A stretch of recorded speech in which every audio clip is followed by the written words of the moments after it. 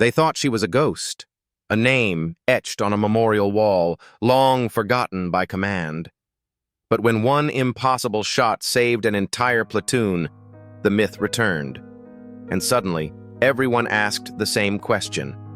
Is Serena Vale still out there? To understand the answer, we have to go back 10 years, to the day she vanished. 10 years ago, the desert winds howled through the northern cliffs of the Khazar Wadi. A secret Ghost Recon team had been sent on a covert surveillance mission to intercept a high-value enemy target.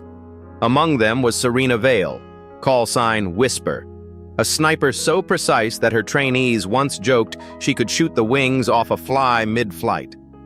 Serena wasn't just respected, she was revered. Cold under pressure, impossibly calm, and always watching from the shadows. Her unit didn't expect the ambush. It was methodical, ruthless, coordinated by someone who knew their movements better than they did. In less than 7 minutes, half the squad was down. Communications were jammed. Air support wasn't coming. And as the final position fell, Serena made one last transmission. Shifting position, eyes on target, hold. Then, silence. 3 days later, a rescue team found only one survivor, a bleeding, barely conscious private named Jonah Reeds. He was disoriented, drifting in and out of shock. But he remembered one thing clearly, the echo of a sniper round far in the distance, followed by absolute silence. Serena's body was never recovered. No footprints, no gear, no signal, just a single drag mark leading into the rocks. And then nothing. The military listed her as MIA, presumed KIA. Her belongings were shipped home. A folded flag was handed to her mother. Her name was carved into the Ghost Recon Memorial. But inside the Special Forces community, Serena Vale became something else entirely. A whisper in briefing rooms, a legend in sniper schools, the invisible guardian in ghost stories told around midnight campfires. Because even a decade later, some soldiers swore they still felt her watching. Captain Jonah Reeds had come a long way since that bloody day in Khazar Wadi. No longer the trembling recruit pulled from the rocks. He'd become a calm, calculating officer with a deep respect for silence and terrain. His men called him Ghostborn, a tribute to the mission that almost ended him and to the woman who might have saved his life. Now, a decade later, Reeds led a new platoon from the 82nd Infantry into those very same mountains for a field reconnaissance training exercise. Officially, it was routine, a 5-day rotation with mock skirmishes and drone-assisted navigation. But unofficially, Reeds never forgot the landscape. Every ridge, every choke point, every shadow that could hide a rifle barrel. Still, nothing in the mission brief hinted at danger. Until the first real bullet flew. It came from the north slope. No warning, no sound. One of Reeds's forward scouts dropped instantly, clutching his shoulder as blood pooled into the dust. For a few seconds, everyone froze, confused, thinking it was part of the drill. But then came the second shot, and the third. This wasn't training. This was a live ambush. "Cover and drop!" Reeds barked, dragging a wounded corporal into the cover of a dry creek bed. The drone overhead tried to reposition, but was shot clean out of the sky before it could relay visuals. Then the comms cut out entirely. Someone was jamming their signal. Now they were blind. Isolated. Pinned down in terrain Reeds knew too well. The sniper wasn't firing blindly. This wasn't suppressive fire. Each shot was deliberate, precise, and devastating. Within 2 minutes, 2 more men were hit. 1 dead, 1 critical. Reeds ordered everyone to crawl low and scatter into staggered formation. Textbook counter-sniper movement. But it was like the enemy anticipated every step.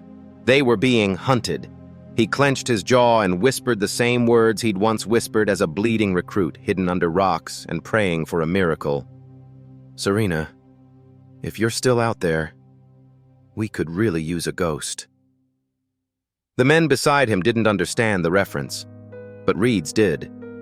Every muscle in his body remembered that terrain. that fear. And somewhere in the back of his mind, a familiar thought rose like fog. She never left. And then, it happened.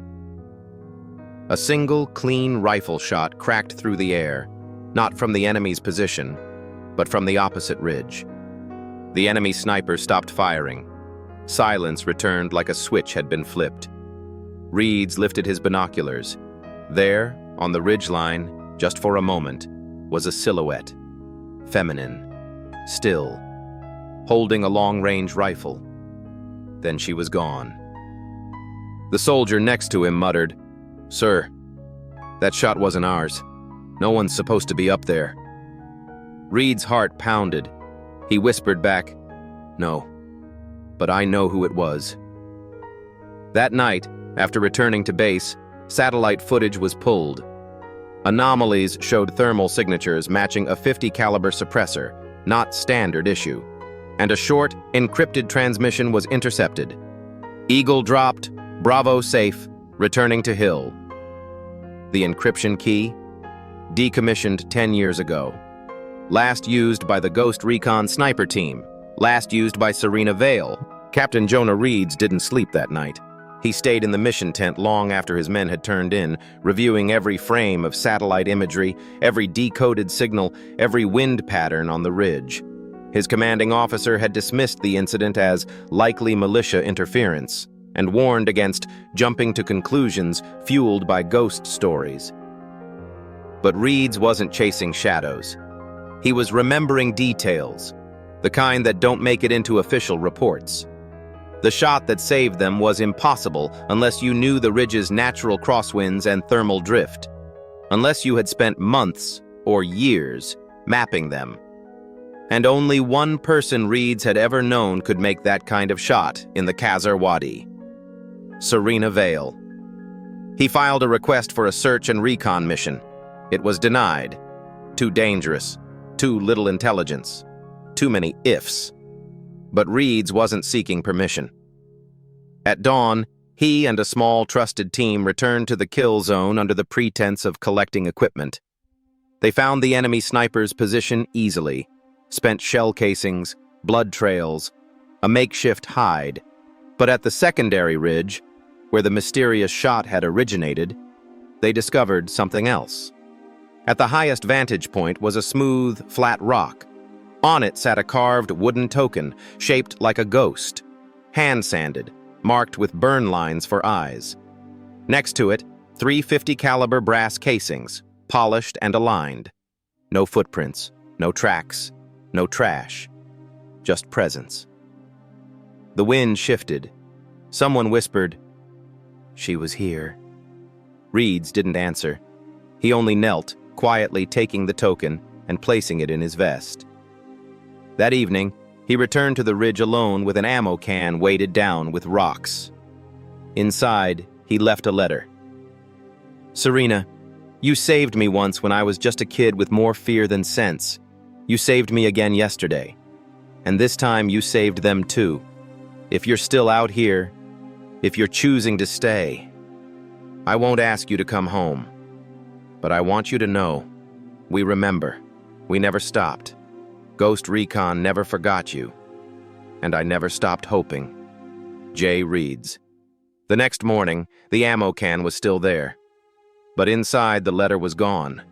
In its place, a field map, hand-drawn, marked with enemy patrol paths, sniper hideouts, supply drops, dated entries going back 10 years, and one final note scribbled at the bottom. "Still watching. Still needed. Home is where they're safest. W." Reeds stared at it in disbelief. She had never left. While the world assumed she'd vanished into enemy hands or died in the rocks, Serena Vale had gone underground, alone, for a decade, living off the land, studying enemy movements, quietly protecting every American unit that passed through her mountains. A guardian ghost. In the weeks that followed, more stories surfaced. A squad surrounded by insurgents, suddenly saved by a shot they didn't see coming. A convoy lost in fog, rerouted by flare signals that no one had launched. A medical team stranded after a landslide, discovered rations placed neatly beside them overnight. Each time, no friendly forces were operating in the sector.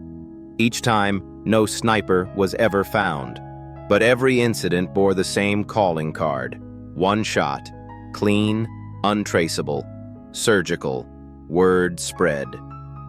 Soldiers began leaving offerings at certain rocks and ridges, protein bars, ammo boxes, water tablets, always with a note, "Thank you, Whisper." By morning, the supplies would vanish, sometimes replaced with spent casings, or a target with a perfect hole dead center. She had become a myth, a protector, a ghost in the shadows. One by one, soldiers began to believe, not because they had proof, but because when it mattered most, someone always showed up to protect them. Someone unseen, but unmistakably present. And Captain Jonah Reeds finally understood what had really happened a decade ago. Serena hadn't been lost. She had stayed behind, by choice. To finish a mission that only she knew was never over. The military's official stance remained unchanged. There were no active Ghost Recon snipers in the region, no sanctioned missions, no confirmation of Serena Vale's survival. All Reeds received from command was a stern warning not to engage in legend chasing and a reminder that personal feelings should never cloud operational decisions. But Reeds didn't need paperwork. He had truth in his hands. In the worn map she left behind, in the perfect marksmanship that had saved his men, and in the quiet understanding growing among the troops. Because the story was spreading. Soldiers who trained in Khazar Wadi began speaking in hushed tones about the Whisper, not just as a myth, but as something real. Recruits left energy bars and folded notes beside stone piles at key overlooks. Elite units modified their patrol paths slightly, in hopes of passing through what they now called Guardian Zones. And officers began receiving informal field reports with a single phrase at the bottom: "Crosshair active." Even those who doubted the legend began to admit one thing: American casualties in the region had dropped significantly. Ambushes that once ended in disaster now somehow resolved with minimal loss. Enemy snipers were being neutralized by an unseen hand. When teams were cut off from support, they often found a path cleared, an obstacle moved, or, rarely, a perfect single shot that ended the threat. Still, Serena remained invisible, unreachable, unclaimed by any chain of command. Reeds pushed again for formal recovery operations, but was denied. "If she's alive," one general said, "she's operating off-grid. We can't afford a media incident. Let it die quietly." But he couldn't, because he knew Serena hadn't disappeared. She had evolved. She had become a protector without orders, a soldier without rank, and a legend that no file system could contain. Her mission wasn't over because she had made it personal. The men and women who walked through her valley weren't just soldiers. They were her responsibility. And for Reeds, that truth changed everything. He returned one last time to the sniper range she once used for training. Buried beneath a camouflage tarp, he found another ammo box. Inside was a second journal, updated tactics, enemy intel, and a single line that hit him harder than any bullet. "They'll never know my name, but they'll walk out alive. That's enough." Years passed.